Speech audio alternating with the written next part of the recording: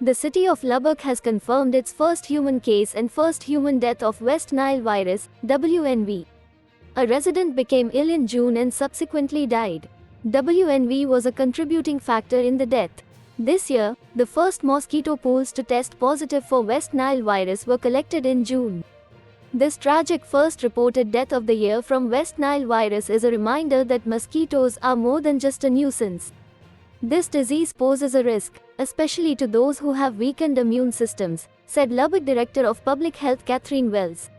We have months ahead of us of warm weather and we should all take precautions to protect ourselves from the viruses mosquitoes carry by taking the important steps to prevent bites, such as wearing mosquito repellent and getting rid of standing water where mosquitoes breed.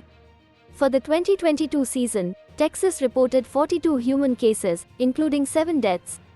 Over the last 5 years, Texas has reported 485 cases and 65 deaths. These numbers are likely lower than the true case count due to fact that many cases are asymptomatic and symptoms of West Nile virus infection often look like other illnesses.